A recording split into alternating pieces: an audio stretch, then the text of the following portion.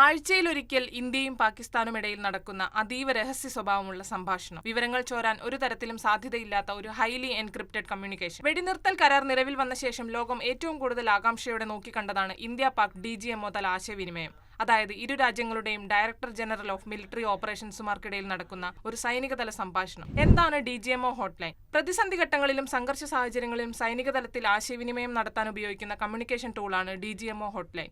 Indian ആർമിയുടെ ആസ്ഥാനമായ ഡൽഹിയിലെയും പാക് സൈനികാസ്ഥാനമായ റാവൽപിണ്ടിയിലെയും DGMOമാരെ തമ്മിൽ ബന്ധിപ്പിക്കുന്ന നേരിട്ടുള്ള സുരക്ഷിതമായ ഒരു ലാൻഡ് ലൈനാണിത്. മൊബൈൽ ഫോൺ, ഇന്റർനെറ്റ്, സാറ്റലൈറ്റ് എന്നിവയുടെ ഒന്നും സഹായമില്ലാതെ ഈ കമ്മ്യൂണിക്കേഷൻ നടത്താം. DGMOമാർക്ക് പുറമെ രാജ്യത്തെ ഉന്നത സൈനിക ഓഫീസർമാർക്ക് മാത്രമാണ് ഈ ഹോട്ട്ലൈൻ ഉപയോഗിക്കാൻ അധികാരമുള്ളത്. സാധാരണക്കാർക്കോ രാഷ്ട്രീയ നേതാക്കൾക്കോ നയതന്ത്ര ഉദ്യോഗസ്ഥർക്കോ പോലും ഇത് ഉപയോഗിക്കാനുള്ള അനുമതിയോ അധികാരമോ ഇല്ല. വെടിനിർത്തൽ ലംഘനം, സൈനിക തലത്തിലെ സംഘർഷ ആക്രമണ സാഹചര്യങ്ങൾ, മറ്റ് അടിയന്തര ഘട്ടങ്ങൾ എന്നിവയിൽ മാത്രമാണ് DGMO ഹോട്ട്ലൈൻ ഉപയോഗിക്കാൻ അനുമതിയുള്ളത്.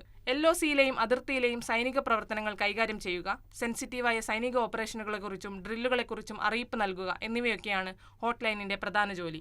ഇരു രാജ്യങ്ങൾക്കുമിടയിലെ തെറ്റിദ്ധാരണകൾ ഒഴിവാക്കാനും അതുവഴി സംഘർഷം ലഘൂകരിക്കാനും ഇത് ഉപകാരപ്പെടും. ഇന്ത്യക്കും പാകിസ്ഥാനും ഇടയിലെ നിലവിലെ ഏറ്റവും വേഗതയേറിയതും വിശ്വസനീയവുമായ കമ്മ്യൂണിക്കേഷൻ മോഡാണിത്. 1971 ഇന്ത്യ പാക് യുദ്ധത്തിന് ശേഷമാണ് ഇന്ത്യയിൽ ആദ്യമായി ഈ ഹോട്ട്ലൈൻ ഉപയോഗിച്ചു തുടങ്ങിയത്. ഇന്ത്യയും പാകിസ്ഥാനും തമ്മിൽ മാത്രമല്ല, നോർത്ത് സിക്കിമിൽ ഇന്ത്യ ചൈന ഹോട്ട്ലൈൻ കണക്ടിവിറ്റിയും സൈന്യം സ്ഥാപിച്ചിട്ടുണ്ട്.